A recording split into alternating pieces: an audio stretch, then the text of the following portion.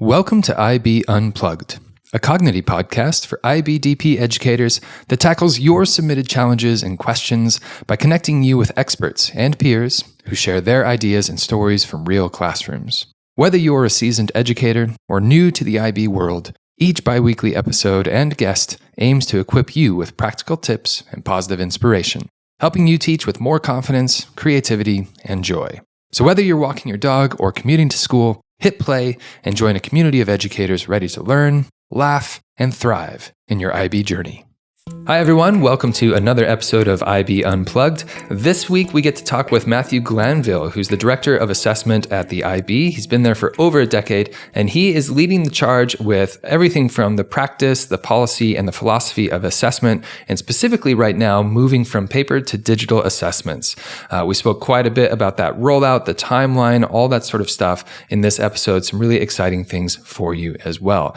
And Courtney, I know from your side as an ed tech provider for Cognity, there were some really exciting elements from this conversation with Matt as well. Yeah, definitely. As a lot of you know, eventually the DP is going to be rolling out into digital assessments. And this is something that we're really excited about because we've seen the advantage tenfold of really having that intelligence and that data behind formative assessment and being able to then move summative assessments into the digital space. It just gives so much potential and exciting ways of working with your students and really being able to bridge that gap between what you're doing in your classroom, what the teaching and learning looks like, and then putting summative assessment into that same basket so we can really get better insights on the students, on their work, better ways of teaching and testing. And yeah, I'm really excited about a lot of the things that Matt's been talking about in this episode. He'll be discussing not just about the logistics about how that transition will work, but then what he's excited to see progress and really evolve as we move towards this digital assessment space. Mm-hmm.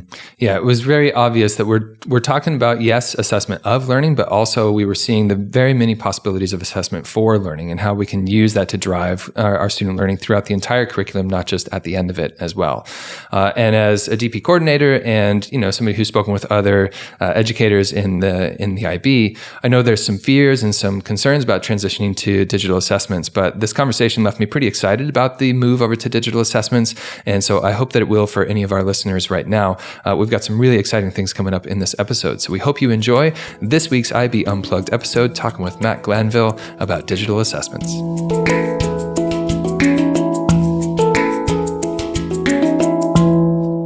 Hi, Matt. Welcome to IB Unplugged. Thanks for joining us today. Oh, thank you very much for inviting me. We're really happy to have you here today talking about digital assessments. And we want to just kick off first with getting a little bit of your background. So could you tell us why you've picked a career in education? Fundamentally, I love seeing people learn, that sort of moment of recognition and that's how it all gets together. That for me has always been the absolute delight. There's something about being the person that helps guide and mentor, particularly young people, but also members of staff within the IB into that realization that is just great. I also think with the world as it is now, it's really important we have more young people who question, think about different perspectives. And as part of education, that's the one thing we can really do to really help embed that curiosity across all of our young people. Yeah, I love that. Now, you've been at the IB for over a decade now, working with an assessment there. I wonder if you could talk to us, what have been some of the highlights of your career with the IB? I have a huge highlight twice every year when we get the MYP and DP results out and students are happy with it. So, obviously within that assessment world, that's the element that we are building up to because we understand how important it is. Mm-hmm. Beyond that, over the past decade, I've really been able to see that we can get our organisation to understand and articulate what makes meaningful, valid, exciting assessments, and not just sort of this is what we've always done, but this is why and this is what should look better going forward. And obviously, digital assessment is a key part of that. And then I do just want to say I've been really proud and privileged to be able to sort of help IB take that forward-looking view on artificial intelligence. I felt that we came out and said, it's here, let's embrace it, let's teach ethical use at a time when maybe some of our competitors were trying to stick their head in the sand and say, no, it doesn't exist. Yeah. Let's just pretend it isn't there. Yeah. I especially like that part of meaningful, valid, and exciting assessments. And I think we can all agree with the first two. The third one might take some convincing for some of our students, especially. These can be exciting ways to demonstrate your learning. Opportunities of digital assessment. Again, if we start looking at some of those MYP assessments as opposed to the traditional DP ones, I have had students come away from that saying, do you know what? These were quite good. These were actually interesting. Maybe not exciting, but certainly interesting. Good. Well, we can always aim for that as well. That's great. Question though, I think it would be great if you could give a bit of like a background of what your role at the IBO is. Like what does it generally look like in your team and with you? Okay, so I'm Director of Assessment, which fundamentally means I'm responsible for making sure that all of the assessment sessions happen, that our approaches, our policies to assessment are absolutely best practice around the world, that we're offering students the right level of accessibility and inclusion policies. It picks up all of the sort of paper creation, paper editing, paper marking, all of that element, as well as the academic integrity. So what is acceptable, what is not, where do we draw those lines? Now, there's a lot of sort of maths behind a lot of that. There's a lot of thinking around how we set ground grade boundaries, what a fair exam means. But one of the most fun things about being in the International Baccalaureate is it is international. So we have to consider what it looks like beyond. So a key question that perhaps people don't think about is, if we translate a question from English into French, does the meaning of that question actually change?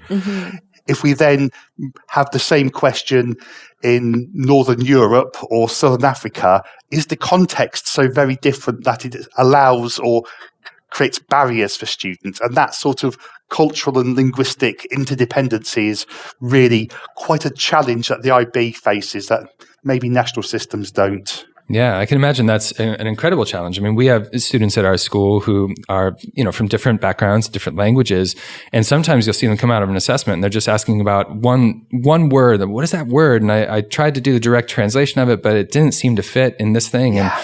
And I can imagine that's got to be an absolute challenge when it comes from your side. Also, between the same language. So again, English people will obviously joke between the American English and British English, Sure. But the same is true of European Spanish and South American Spanish, and other combination of languages around the world. It's such an interesting area to look at. Yeah, separated by a common language, I think is the Absolutely. the way to win, right? Exactly. Yeah. Well, that's interesting because it's not just the philosophy of assessment, it's the policies of assessment, it's the practices of assessment, sort of all three that you really push them through. So you wear a big hat, that's for sure.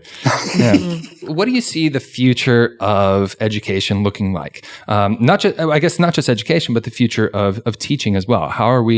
How's our role going to evolve in the coming years? Yes, I think about this quite a lot.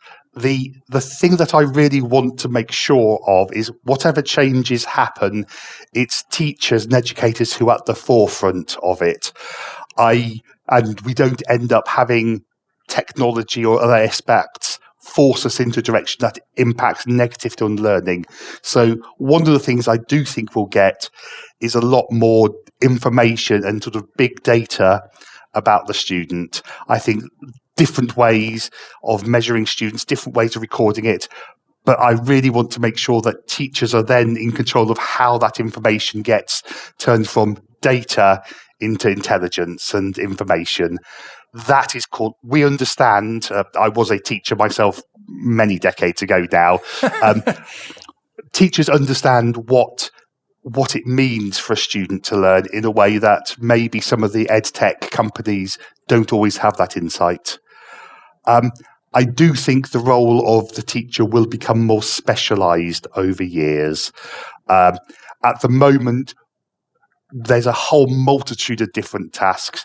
You have to stand up and be the entertainer. You have to be the mentor. You have to be the sort of counselor. There's all these different roles you have to jump between multiple times. And I think perhaps as we make better use of technology, some of the things we learned from COVID about how you can use podcasts to explain the sort of teacher bits, we'll be able to have teachers specialising and focusing more on other elements. But we certainly need that sort of mentor teacher, I say, physically with the student to be able to support their learning, and that's never going to go away. All right, let's jump in.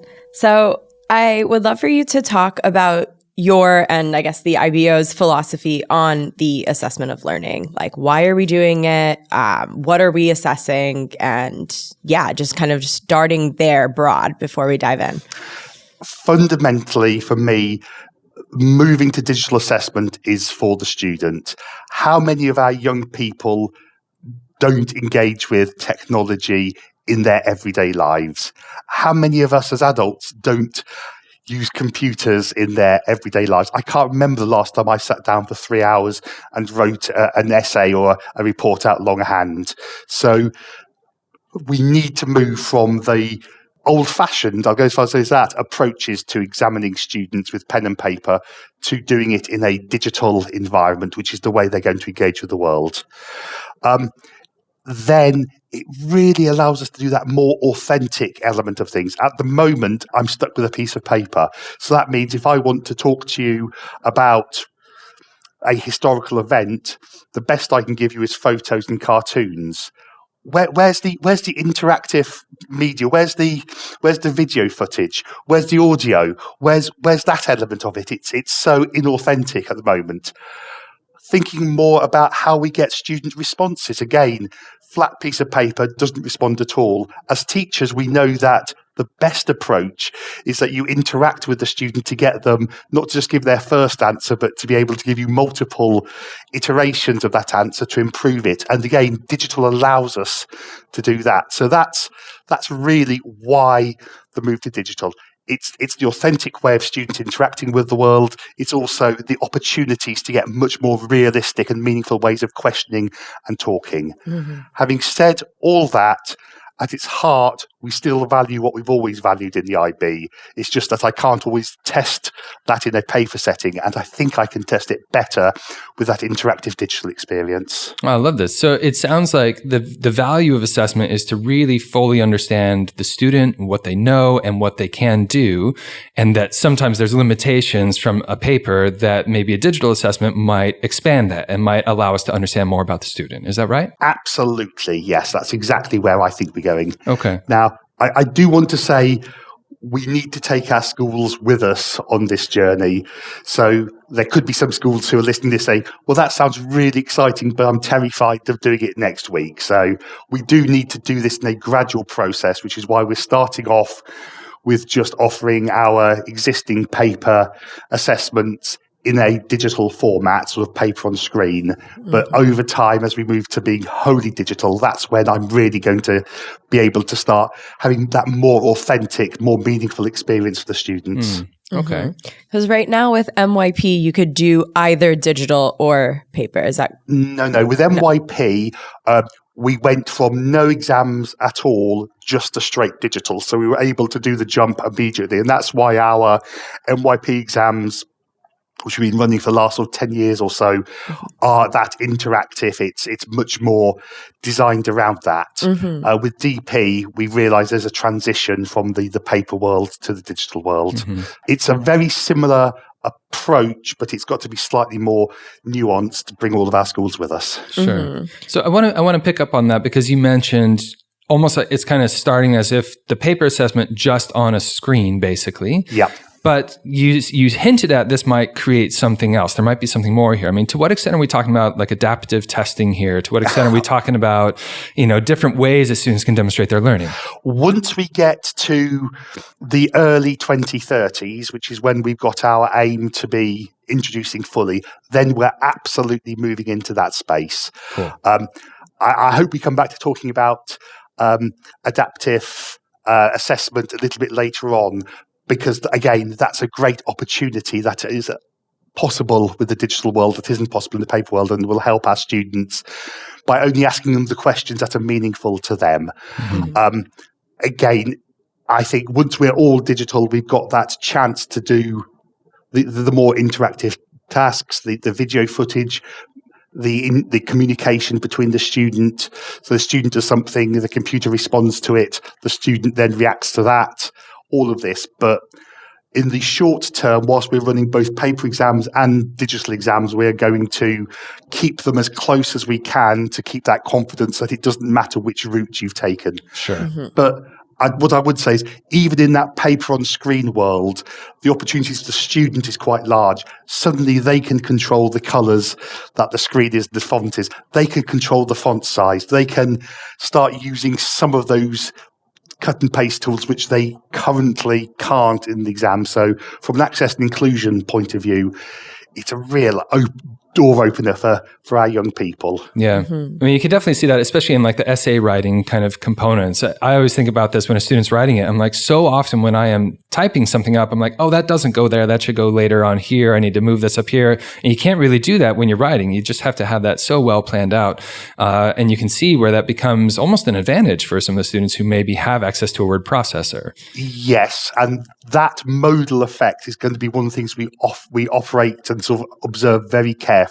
So as you say, whilst it's the same essay question, the ability to move stuff around may make a difference. So that's why we're going to set grade boundaries differently for the digital and paper exams. Now, my expectation, and based on the research, is actually that modal effect won't be as big as people might think it is. But if it is there, you'll be able to see that small change in what our expectations are. Because again, grade descriptors are based very much on this holistic, this is what the student's been able to communicate. And we don't want that to be impacted by the construct irrelevant element of having to cross out and rewrite as opposed to being able to move around. I'm really interested, I guess, in what you see happening maybe once we've gone fully digital. But I think, what are some of the parts of the MYP digital assessments that you're most excited to bring to the DP? Oh, all of it, I guess, is to a certain degree. I mean, having done the MYP now for 10 years, the biggest message I want to say to people is our MYP schools are no longer worried about the logistic element of it. They're not worried what happens if the computer explodes. They've gotten past that. And I know that's going to be one of the fears that many teachers have about the sort of introduction of digital assessment. So it does work. We do get beyond it. It can be done. Where the MYP has allowed us to do things is around just giving that agency to the students, allowing them to do some of the modelling. So again, a classic science experiment. In the paper world, we give you a table of data and you can see that we've controlled this variable, we've varied this, and it's all given to you. And actually, we've taken away one of the key elements of it, scientific experimentation, which is understanding what is a controlled variable, not. Within a digital computer, we'll be able to say, here it is, you vary things, and click the button to get a set of readings, and you've created the data which you then can analyse. It's much more them in control. It's much more them being able to implement that. Mm-hmm. So that's one example of what we've done in the MYP space that we could absolutely bring once we get to that full digital area. Sounds like there's lots of great potentials here and some really good possibilities for, truly understanding what the student might know. Yes, exactly. What are some of the tensions or some of the challenges that you've, I guess, one from the MYP rollout, but what you maybe are getting for feedback right now from the DP side of things, besides exploding computers? Well, I say, besides that, although in many cases that is the biggest fear, it is the how do I get a exam room full of 50 students to all have a computer that works, and what are all the things that go wrong? And I understand that. Mm-hmm. One of the other points that is often brought up is that sort of digital divide. Are we going to have students being disadvantaged if they don't have access to sort of computers as much in their home lives, or the resources of the school isn't as strong? And I think that is something that is a real concern to me. But I also want to recognise for a second that students who don't have a home environment where there are a large number of books are currently disadvantaged. So I think maybe that digital divide will be a reflection of the existing cultural divides and social economic divide. So that's not so big. but we are making sure that we set the expectations for the tech of the computer very low. So we aren't doing as much as we would perhaps love to do in the exciting space, because we want the processing power to be within the reach and scope of these sort of very basic computers. So we've got that element of it.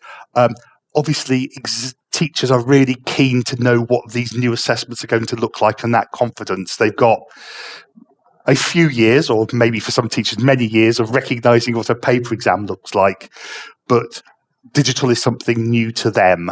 And so we are in the process of soon going to be publishing the sort of digital assessment element on the PRC, the resource centre, which is where we put all our guides and everything else, so that they'll be able to see not only familiarisation tools, which are sort of content-free exams where you can play around with all the functions, but also mock exams that can be used so that they can have that chance to understand what the student is going to do.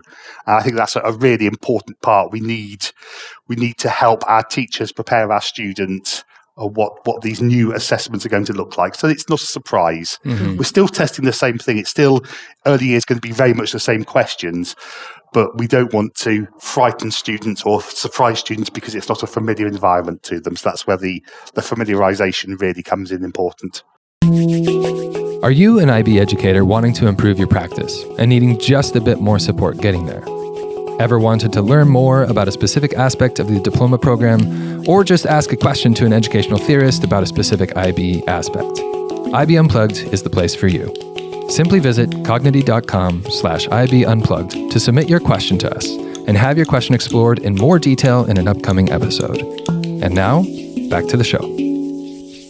Just as you say, like whether you are a seasoned educator or if you're just sort of new to the IB, you've got access to years and years of paper assessments. And it kind of lends itself back to the philosophy of assessment itself, and kind of, does assessment drive curriculum and drive what we're doing?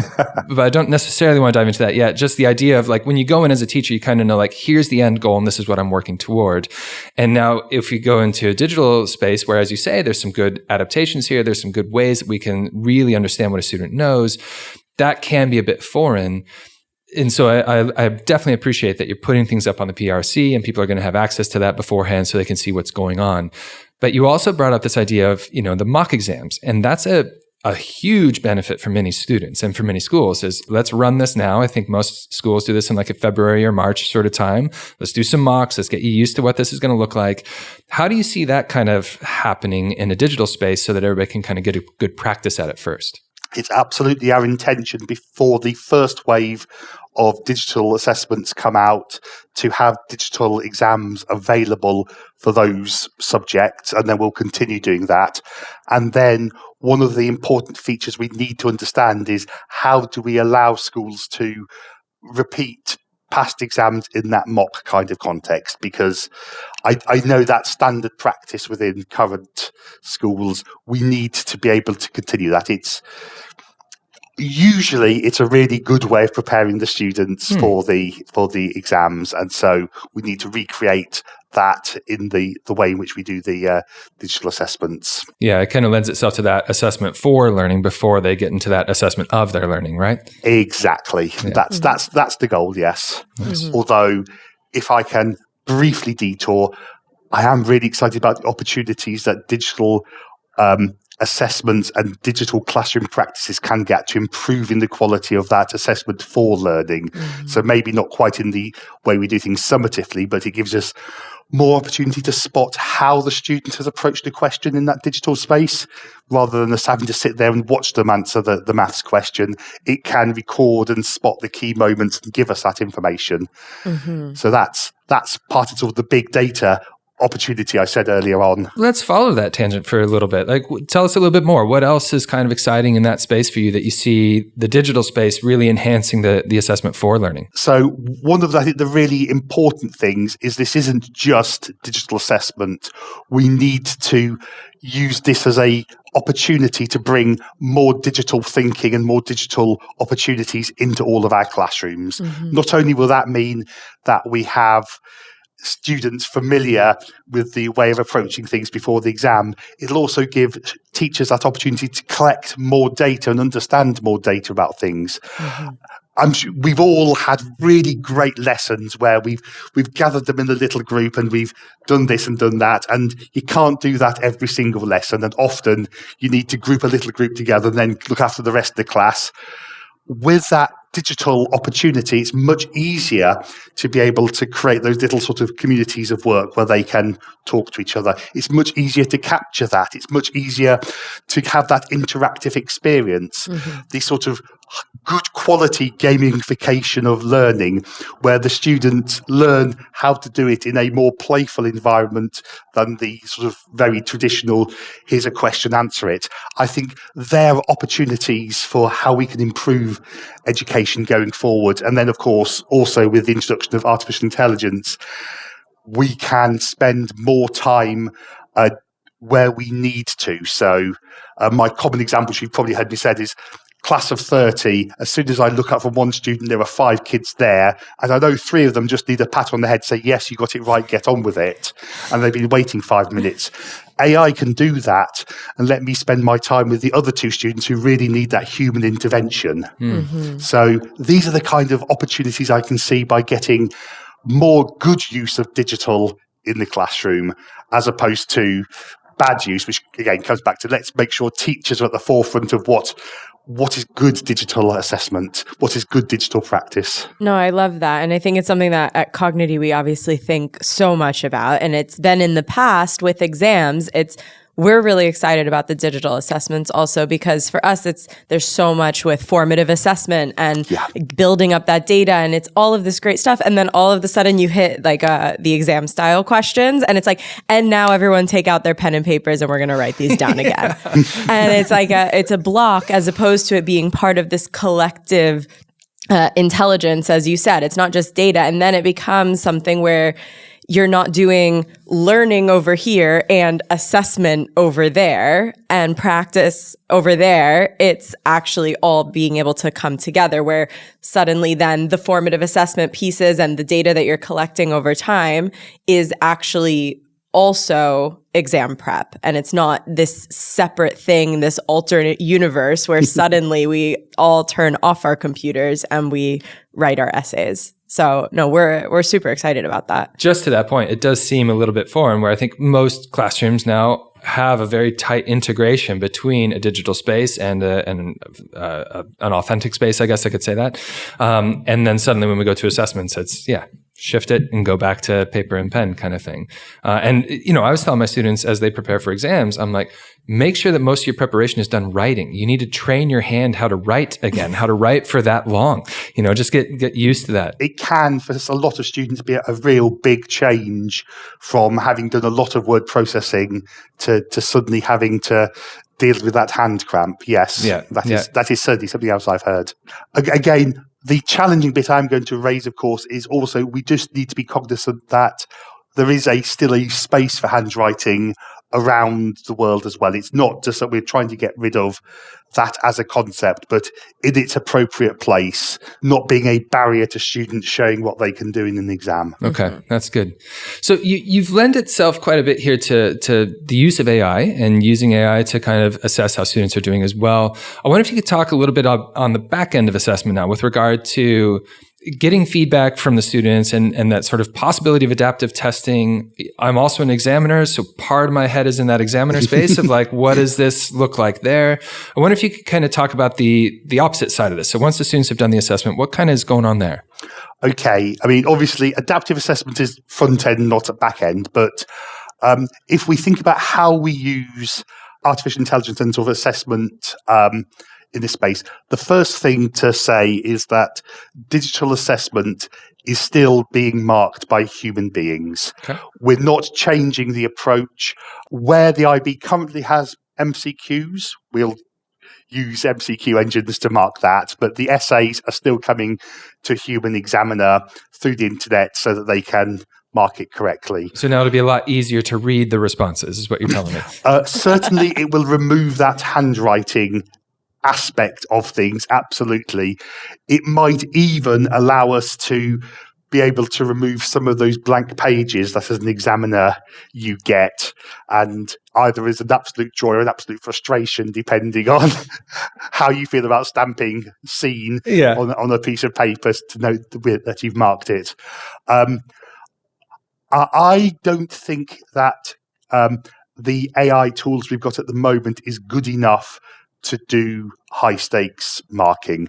We're doing a number of pieces of work with various partners to understand how good it is, but I don't think it's there yet.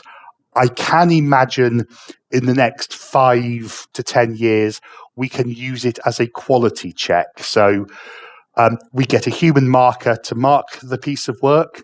We then see what the AI makes of it. And if there is a big discrepancy between the human marker and the AI marker, that rings an alarm bells, and we give it to another senior human marker to mark it. And that, to me, seems to be a better sort of at-risking mechanism than the at-risking mechanisms we do at the moment, which is about sort of the seed papers, right? Did it meet teachers? Well, I think that the seeding, the checking that the human examiner is marking to right standard will still need to remain, because I need to be confident that you are marking correctly before I let you loose on live marks, right? Live student outcomes. But again, it's just that extra check to pick the one where maybe it was the last one that somebody marked in the evening, or maybe it was that really weird one where it was somebody who's from such a different culture and background that you didn't really get the points they were trying to make.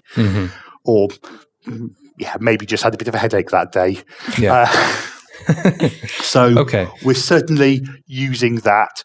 Also, we can then use the sort of digital technology to get started on the marking process much quicker as well. At the moment, we send papers to schools, carbon cost. Right. They then send it back to us. Carbon cost, but also delay of up to a week or so. And so we can't start marking the exams until after they've arrived at the scanning centre being scanned. With the digital world, not only do we take out that sort of carbon cost of sending it around, but we can start sort of 20 minutes after the exam finishes. And that's a real opportunity. Also, of course, it helps us with that exam security element as well, because we don't have to ask schools to have exams in a locked room for a week and a half before the exams are sat. We know that they're secure with us until such time as the exam gets started, at which point it's then available to the students. So there's some of the other elements of the digital assessment which are really helpful and can have a positive impact on both us and then teachers and examiners not having those delays as well. Yeah, I definitely see these as real positives. I mean, as the DP coordinator and sort of exams administrator at my school, it's like every morning you go to the safe, open the safe, bring them out, cut open the papers in front of the students, collect them back, put them in a DHL, send them over. And even just that, the financial cost of like shipping stuff back. You know, we spoke a little bit before about like accessibility and having access to word processors and that sort of thing. I think if schools kind of take a note or take a beat to think about how much money they're spending on shipping papers, that amount of money could be used in investing computers. And now, you know, you got digital assessments a little bit easier. Definitely from the whole, you know, coordinator role of like, making sure there's security of the paper, that's actually a big weight off my shoulders to recognize that, you're taking care of that security aspect, because it's a pretty high stress sort of thing. I could appreciate it is, yes. Yeah, that's a really good point, John, because also like I would imagine that the entire exam process could actually be a barrier to entry for a school becoming an IB school. Right. Like buying all of the purchasing and dealing, like logistics of paper exams could actually be something that makes it less accessible globally. I think, in fairness, the IB approach is quite similar to a lot of other national systems, because it's again, we need to get you the exams well in advance. You need to store them securely. So we're not a complete outlier compared to some of the others, but for all of these systems, it does reduce that challenge. I guess the other element of that is things like if we allow certain materials in the exam, so a formula booklet, or that's there as part of the digital assessment. You don't need to print all those formula booklets out and then distribute them. You don't need to then either ditch those or check them to see if anyone scribbled anything inappropriate on them. All of this, it gives the student a much better experience. And then all those access elements are there ready for the student. You don't need to have a separate paper for the student who wants a slightly bigger or slightly different font type. And they can control that during the exam as well. I do think that the digital gives much better accessibility options. We already offer a laptop for quite a lot of students who have these issues, and things like screen readers and the like. Suddenly it becomes norm. We're not asking them to be different to anybody else. It's just there, and it can be accessed as needed. So it sounds like a lot of positives here. And to kind of calm any of those fears, we're not immediately going to AI marking the work. It's still a human examiner. I'm afraid you'll still have to mark for us. Still get to mark. That's it. All right. So it sounds like quite a few positives here. From your view, what do you see as like the professional development needs that are going to be there for teachers to make sure that they can transition this quite well? I mean, we've touched on it a bit with regard to having access to, past papers and mock exams, but is there more to it from your side? I think really the first bit of that professional development is just letting the teacher see what the digital assessments look like, and that's the reassurance that this isn't a complete change to what we've had in the past. It's an evolution of it. Now, once we move to that more purely digital element, I think that's when we're going to be able to share existing good practice. Because what's really important to me is I don't see digital assessment as changing teacher practice. I see being able to look to see what those really good teacher practices look like, and then being able to now replicate that in my high stakes summative assessments. But I do appreciate we'll need to do a lot more to sort of share those kind of opportunities with teachers. For most of our IB teachers, it'll be very familiar. We're not changing the principles of what we value. We're just being able to do it. But it will mean exam practice is much, much closer. One of our learnings from the MYP is that there is less benefit to sort of really hard exam practice leading up to the exams, because they are unfamiliar in a good way, and they require the students to understand what's going on, not remember what the answers to the questions are. And again, we try to do that in the DP space, but with that interactivity, we'll be able to do that even more. So there's another opportunity. So yeah, we have a clear plan for how we support teachers understand what the assessments look like.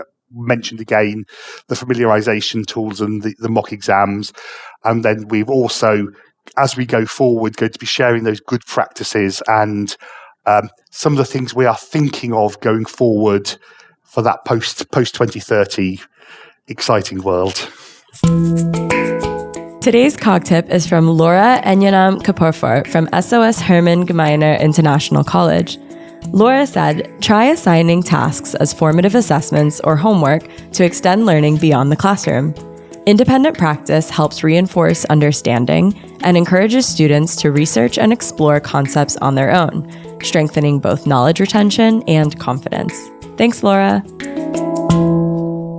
I'm thinking pushback because I think about with Cognity, for example, the teachers that I think there's the biggest maybe barrier to entry with digital assessment would be usually we find with maths subjects. And you're shaking your head for those who can't see. So I think the look you just gave us, Matt, was hilarious. You are absolutely right. The biggest challenge we have in that digital space is the writing of extended mathematical proofs. Yeah. My educational background was as a maths teacher, so this is a matter very close to my heart. We are still working to understand how we address that. Now, in some areas, formula engines are very good, and in the MYP space where we just ask them to write one equation down, it's perfect. Right. That's not going to work for DP maths. So we are still examining what's the best way to do it. Is it that we use some kind of keyboard shortcuts? Again, for the mathematicians out there, LaTeX is quite a good language to be able to write and produce your equations rapidly, but that would require us to include that explicitly as part of the teaching and learning process. Yeah. Is it that we find some different approach? We've experimented with some of the touchpads to see whether we can get handwriting to be reflected straight on the screen. That offers us a sort of technical barrier maybe for some schools.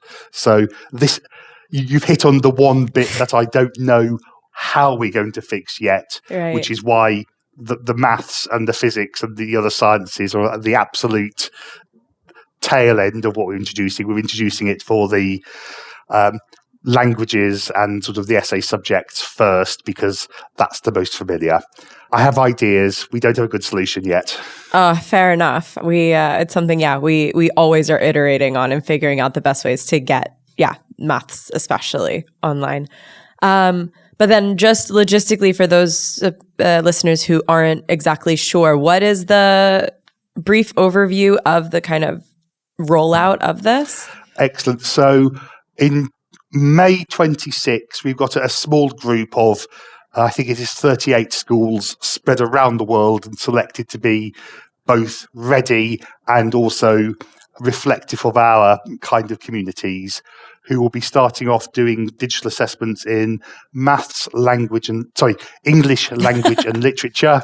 You got me at it. Spanish, language and literature, and English B. Mm-hmm. So that'll be the first 3 subjects, and obviously they are some of the ones which are easiest to adapt through.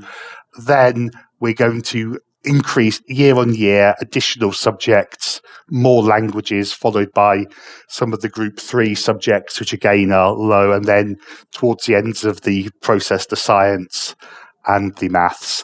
Throughout that period, we're looking at encouraging schools to transition from paper to digital, but we are running both in parallel for, as I say, the next 5 to 7 years, so that schools can move across at their own rate.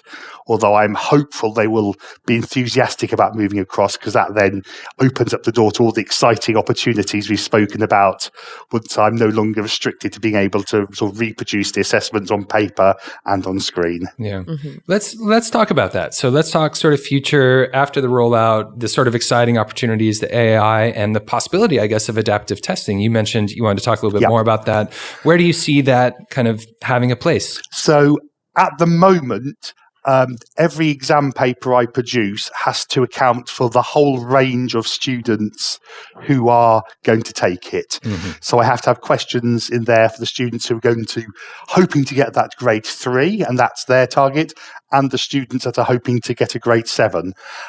And it's far too easy for the student who's looking at the top end to make a few silly, trivial mistakes and lose marks, and for the weaker student to be just depressed by all these questions they can't answer. Right. So the idea behind adaptive assessment is that as the student goes along, the answers they give allow us to direct the sort of level of question to being appropriate for that student. So the majority of questions they answer are at their ability level. Mm-hmm. Now, adaptive assessment has existed, but at the moment, you've got to be able to mark it as you go along. And that effectively means multiple choice or very, very short answer, which is not the right tool for answers for asking these things. So here's an area where we might use AI to do a first run of, given that answer, where do we think the student should go? I see. And then we would get a human marker to look across the whole spectrum of what they'd written to give them their actual mark. So that's how adaptive assessment could really make the educational experience so much better for the student, because the test is their test. It's not the test that's designed to fit everybody. And I won't go into then all of my psychometric challenges about how I make sure it all works, but there is a science behind that which gives me confidence that we'll be able to explain that when it comes. Another opportunity might be for the computer to ask follow-on questions to what they've put. So if a student gives a very short, narrow answer to a 6-mark question, maybe the computer could then prompt again to try and get them to show everything they know, and removing that constructive relevance of being good at answering exam questions as opposed to showing what you actually know. I can see opportunities for artificial intelligence to be able to be an interactive conversation with somebody. So the question could be, explain to this person this concept, or how would you explain this to somebody else? And we can do that at the moment. It's one of the really great tasks you get in that classroom, isn't it? Where you've got that as a one-to-one relationship. But you can't do that with a class of 30 students in an exam setting. Maybe with AI we can. Maybe we can start getting those different types of skills, different types of oracy opportunities being done. And then I guess finally the bit that comes to my mind is, we know the world is full of complex problems. When you tug on this bit, it has this consequence over here. You tug on this bit, it has there. Now, if we have digital assessment, we can allow students to try and make a change and then react to the consequences of those changes. That, I think, getting to the heart of what complex systems and complex problem solving really needs to look like. And I can't do that on a paper-based exam, because all they need to do is turn back and change their decisions on the previous thing. I'm allowed to respond to what the student has given me. Again, we can do that in a sort of storyboard fashion now with digital tools, but maybe with AI in the future, it can be much less storyboarded, much less choose your own adventure. It can really be a sort of reacting in the same way as a human being a teacher would react to, okay, you did that. I didn't expect that, but I understand what the consequences will be. Now deal with that. So these are the chances, the opportunities. I was thinking of that quite a bit when you gave that example of kind of the experiment, almost simulation of like, okay, pick your variables and this sort of thing. I was like, oh, that lends itself to so many opportunities of like, what else would you control? Like little prompts here, or what else could be, manipulated in this particular experiment. And that seems like such a better way to really understand what the student knows. And, just to your point earlier about trying to make a test that's accessible for everybody, the challenge that must be to have questions that are accessible for that student who's, going to hit the 2s or the 3s or something like this, and the student who's going to hit the 6s and 7s. You can see where this sort of not fully adaptive, but initially kind of adaptive testing gives that better chance to know, is this student really a kind of level 5, level 6, something like that? Because we know that sometimes that difference between the two can be really challenging. And especially when maybe there's only a couple questions in the paper that really tease that out, right? Indeed. And remove those constructive relevant mistakes early on, where you see a student who clearly understands it, but just added 3 numbers up incorrectly and suddenly has just lost that 1 or 2 marks. That'll impact them later on. Right. Yeah.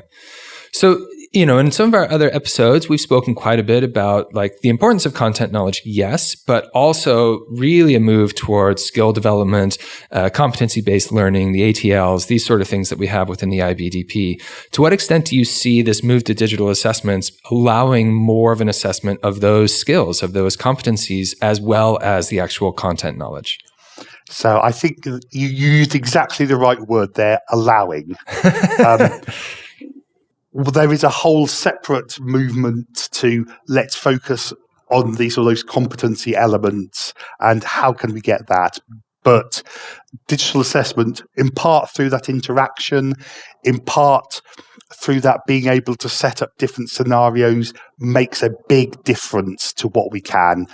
Collaboration is the one that I so often hear we want to assess. But I know when I was teaching in a school, often we would lose students towards the end of their courses because they'd go off and do something else. And the issue was, if I gave you a group, your collaborative skill was being able to hold the group together as it fell apart. That would be very different to a school where perhaps everybody was trying to show their leadership skills within the group. And collaboration, it's always that, if I'd had a different group, could I perform differently? Mm-hmm. Well, yeah, we need that variability, but I don't need it when somebody's university place depends on it. Sure. AI could potentially give you all the same group to work with. So at least everybody's being compared with the same experience. And so we're recognizing that. Also, that sort of interactive nature helps us address some of those sort of communication skills. It's not just, can you produce a good poster, but can you explain, can you communicate the concept to somebody else and respond and vary to the way which they think? I mean, basically, can you be a good teacher? Yeah. That is where I think the digital opportunities can help us address skills that are much, much harder either to address accurately in a paper world, or to address fairly given the different locations, different experiences, different context of all the students. So, yeah. It's possibilities. I mean, it's definitely exciting, because as I think now, kind of with my university and careers guidance counselor hat on, it's like you want the assessment and you want the specific grades and how a student's doing, but then you also need other sort of ways that you can comment on the skills and things that students can do. It sounds like this is kind of creating possibilities where the two can kind of overlap, and you can show more of their skills, you can show more of their competencies as well as their content knowledge through a very good assessment. That is where I think we need to be able to change the approach to education and assessment going forward. It's so that we can capture more information about the whole of the student to really recognise all of their strengths, not just their narrow academic strengths.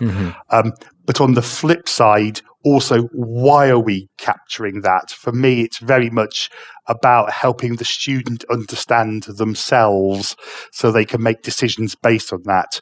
My nightmare scenario is that we go from having to have a grade 7 in biology and chemistry to become a doctor to having to have a grade 7 in biology, chemistry and caring. Yeah, right. Because I know that caring, it's not something we should be grading.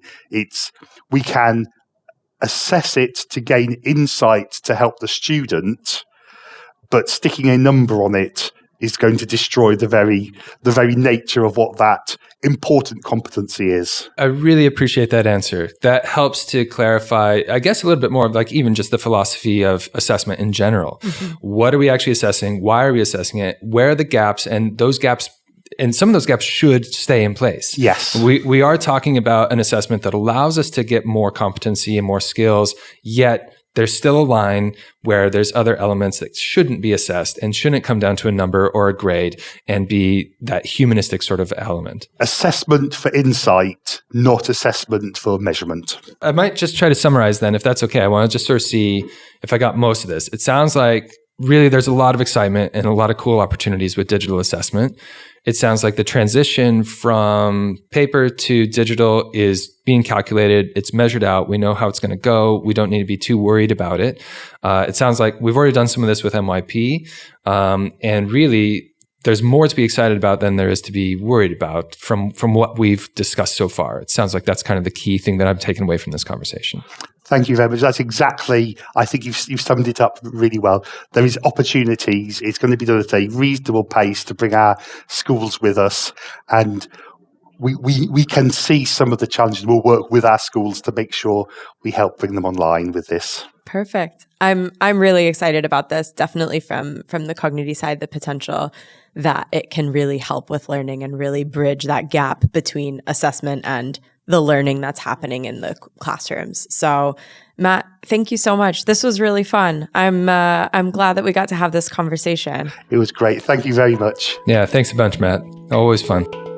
IB Unplugged is a Cognity podcast hosted by John Patton and Courtney Marlene and produced by Catalina Gaffney. Be sure to subscribe or follow and share with your fellow IB educators. If you'd like to submit a topic, request, or question, please do so on cognity.com/IB Unplugged. Let's keep the conversation going and support each other in teaching with confidence, creativity, and joy. See you next time.